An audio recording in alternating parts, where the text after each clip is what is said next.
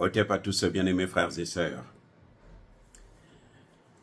Vous savez, moi je ne crois pas à la thèse selon laquelle Robert Bourgi a des remords, donc il est venu parler, dire la vérité sur les chaînes de machin, comme ça par hasard, parce que bon, il voulait avoir la bonne conscience. Non, ces gens n'ont pas de bonne conscience. Des gens qui ont le sang des gens, des autres gens dans leurs mains là, ils n'ont pas de bonne conscience. Ils ne peuvent pas avoir de bonne conscience. C'est pas possible. Les amis, ce n'est pas possible. Ce que Bourgi a fait là, c'est pas un hasard. Parce que la France-Afrique veut enlever, faire partir Alassane Ouattara. Voilà ce qui se passe. Ils ne veulent plus de lui. Mais pourquoi ils ne veulent plus de lui? Et au profit de qui? Ben c'est simple. Au profit de Tidiane Cham. Je vous ai déjà dit ça depuis longtemps. Leur candidat, c'est Tidiane Cham. Au pire des cas, ils préfèrent même voir Soro à la place. Parce que Soro a déjà servi et Soro ne les a jamais trahis. Non? Non, non, non. Soro, je ne sais pas. Bon, peut-être que vous avez écouté les déclarations de Soro. Soro ne les a jamais trahis. Soro n'a pas été jugé. Donc, Soro a un dossier qui peut permettre à ce qu'on puisse lui faire le chantage.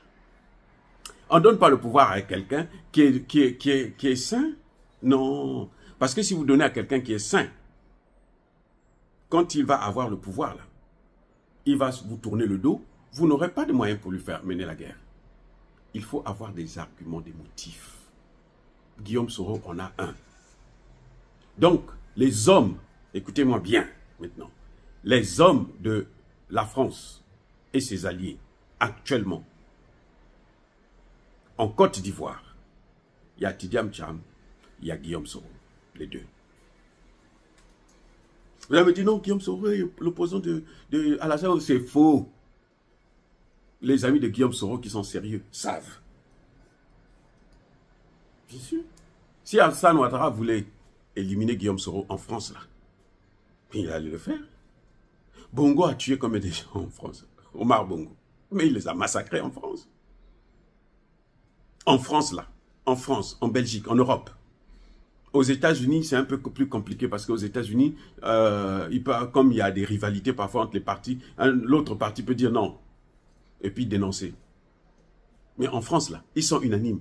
Ils ont la même politique. Vous n'avez pas entendu Jospin dire à Sarkozy, tu peux pas prendre la position contraire à celle officielle de l'État sur l'Ukraine. Tu dois être avec nous. Et pourtant, ils sont opposés. Hein.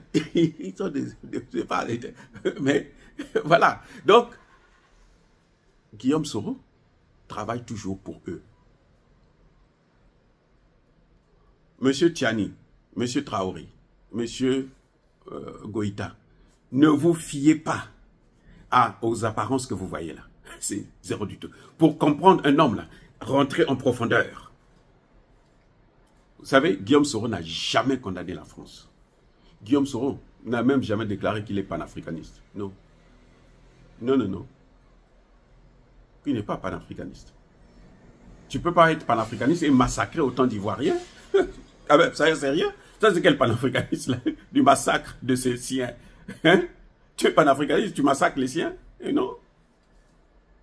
Quand on est panafricaniste là, parce qu'on se bat pour les autres Africains. On perd même. Je vous dis, nous subissons sur le plan professionnel, machin, en tout cas dans certaines sphères, vous ne pouvez pas progresser. Parce que vous êtes panafricaniste. Et vous assumez ça? Vous assumez ça? Non. Guillaume Soro n'est pas. Donc, voilà. Pour moi, Bourgi, son rôle, c'est de salir encore plus. Vous avez vu, il n'y a pas longtemps, c'est Amnesty International qui reconnaît que Alassane Ouattara, c'est un dictateur. Oh, ah bon? Comment ça? C'est maintenant que vous vous réveillez? Mais ils étaient où avant? Nous, on avait dit ça depuis, avant même qu'ils ne prennent le pouvoir, on savait déjà qu'il était comme ça. Et eux, là, c'est après 14 ans de pouvoir, après 10 ans de guerre civile. Vous comprenez?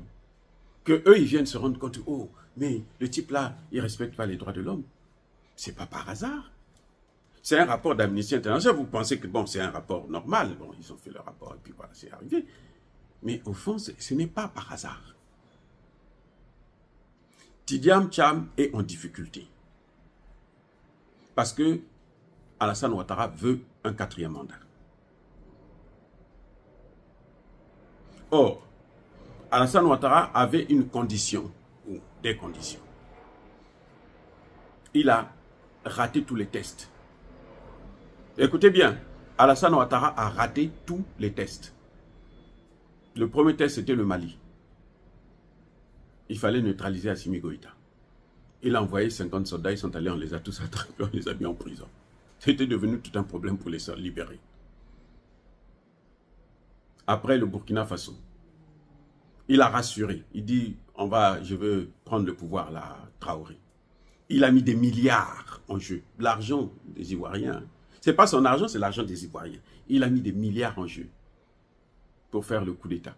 Vous voyez le dernier coup d'État d'Amiba, là, hein, et toute la clique.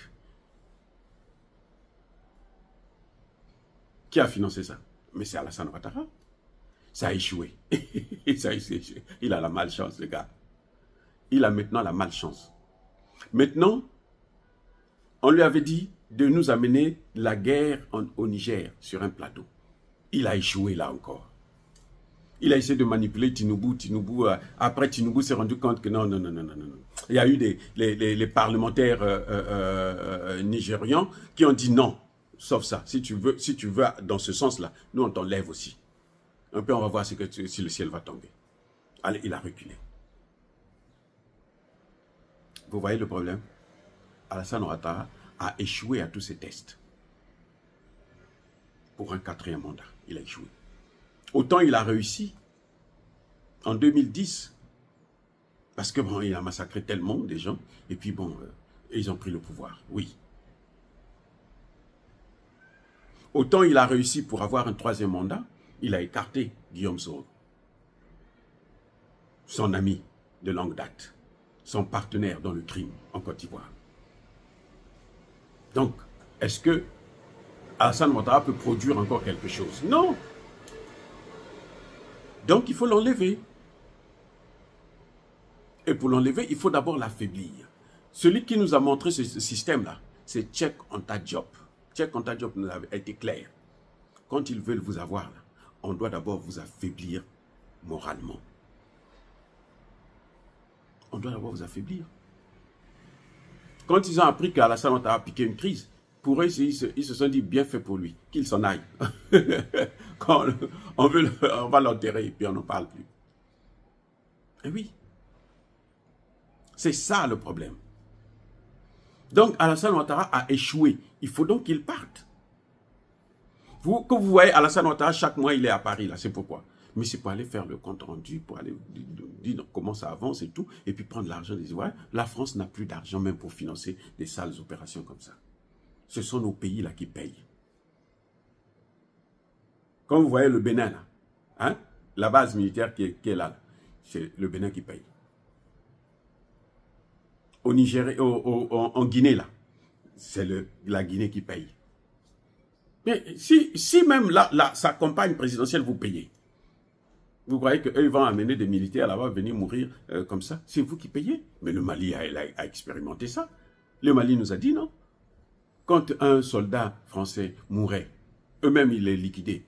Qu'est-ce qu'on faisait? Mais on demandait au Mali de payer, de se charger du déplacement du corps et tout, de dédommager la famille. C'est le Mali qui faisait ça. Mais c'est pareil pour la Guinée. Dans les Guinéens, vous qui acclamez là, c'est votre argent qu'on prend, donne là-bas. Vos enfants vont mourir de faim, vont être endettés à cause de cette politique que Doumbouya vient de choisir. Sénégal, la base militaire qui est là, ce n'est pas les Français qui payent. C'est l'Afrique qui paye, c'est le Sénégal qui paye. Écoutez-moi bien, c'est le Sénégal qui paye. À quoi ça sert le compte d'opération si ce n'est pas pour des bêtises comme ça? C'est un compte criminel, c'est pour ça. Donc, ces gens, ils veulent faire partir justement Alassane Ouattara. Et leurs hommes, là, il y a 2 hommes. Il y a Tidiane Cham, il y a Guillaume Soro. C'est pour ça que vous voyez que Guillaume Soro n'a jamais trahi l'Occident. Il n'a pas trahi. Ce que vous voyez là, ce n'est pas l'opposition. Je vous dis, si Alassane Ouattara voulait la peau de Guillaume Soro, il l'aurait eu. Même en France ou au Ghana, il l'aurait eu. Mais on est allé prendre Blé Goudé où? C'est pas au Ghana. On est allé là, c'est pas au Ghana. C'est comme si vous êtes là. Je ne comprends pas les Africains. Il y a un problème avec nous. Arrêtons de... On nous met seulement un peu de poudre là. On a les yeux ferrants. On est là, on accepte n'importe quoi. Guillaume Soro est parti au Niger. Parce qu'eux, ils savent qu'ils ont besoin de quelqu'un qui peut leur donner des informations ou qui peut les aider. Si Guillaume Soro peut liquider Tiani là, il va le faire. Je dis, il a tué beaucoup d'Ivoiriens déjà. Vous croyez que c'est Tiani qui va se soucier de Tiani? Oh, attendez, soyons sérieux les gars. Non. Tant qu'il ne sera pas jugé et blanchi par la Cour pénale internationale, pour nous, il restera un criminel. Vous pouvez me dire ce que vous voulez. Voilà. Gbagbo a été blanchi. Blé Goudé a été blanchi. Eux là, ils n'ont plus de problème avec la justice. Mais Guillaume Soro n'a pas été encore blanchi. Donc il sert les intérêts des autres. Eux là, quand ils veulent te salir là, quand ils veulent te mettre te blanchir, ils te blanchissent. Mais ils ne peuvent pas le blanchir parce que pour eux, c'est un dossier qu'on va tenir. Vous avez vu Alassane Ouattara? Jusqu'à la fin, on lui a dit, si tu ne fais pas ça, nous on te met. La Cour pénale internationale se déplace là. Pourquoi? Elle repart, pourquoi? Parce que c'est pour donner des garanties à Alassane Ouattara qu'il ne sera pas poursuivi. Vous croyez que c'est par hasard? Non. C'est pour donner des garanties à Alassane Ouattara qu'il ne sera pas poursuivi. Mais pour Alassane Ouattara, ça ne suffisait pas. Il insiste. Maintenant, c'est pour ça que vous voyez qu'il commence à sortir ces dossiers. Il n'avait pas gagné l'élection. Pourquoi nous dire ça maintenant? Bourgi, oh non, j'ai souffert. Ma famille, menteur, un vrai menteur. Sa famille a souffert et puis il est comme ça, il est bien portant. Vous l'avez vu là, il est bien portant. Hein? Il mange bien, il dort bien. Sa famille a souffert. C'est des histoires. C'est des histoires. Il a dit Alassane Ouattara n'a pas gagné. Mais pourquoi il n'a pas cité Guillaume Soro qui a fait la guerre avec Alassane Ouattara? À la tête de la rébellion, c'est qui? C'est pas Guillaume Soro. Pourquoi il n'a pas cité Guillaume Soro? Mais parce que c'est une mission. Celui qui est maintenant pressé, il n'y a plus de jus là, c'est Alassane Ouattara. Mais Guillaume Soro et Tidiane Cham, ce sont les vedettes. S'ils ratent avec Tidiane Cham, ils vont avec Guillaume Soro. C'est pour ça qu'ils font ils poussent des gens autour de Guillaume Soro pour faire sa publicité. Tous ces gens qui font la publicité de Guillaume Soro là, pour la plupart, travaillent pour eux. Bien sûr, ils ne vont jamais venir vous dire, mais attendez, quand j'ai critiqué Alain Foucault là, les gens vont dire, oh, toi, tu es jaloux. Je dis, non, quel jaloux? C'est lui qui me nourrit. Moi, je vis bien aux États-Unis. Je n'ai pas besoin de lui pour vivre. Je m'en fous de lui. Je dis tout simplement que les Africains ne doivent pas compter sur des gens comme ça. Après, on a vu les Nathalie Yam se ramener et tout, machin, tout ça. Alors que autour de Guillaume Soro, là, vous allez trouver les gens qui sont bien avec lui, là, avec Alain Foucault. Qui vous disent non, Alain Foucault, c'est bien quand ils font des commentaires là-dessus. Parce qu'ils travaillent pour eux. Ils ont le même patron. Ils ont le même patron. Ce n'est pas tous ceux qui disent Seigneur, Seigneur qui rentreront dans le royaume des cieux. Ce n'est pas tous ceux qui disent impérialisme à bas, colonialisme à bas, qui sont devenus des panafricanistes. Même s'ils se disent je suis panafricaniste, c'est pas ça. Le panafricanisme, là, c'est dans les faits. Oh, bref, oh, bien-aimés frères et sœurs, encore une fois de plus, soyez bénis, abondamment bénis par le Dieu des Kémites et par nos ancêtres Élisée.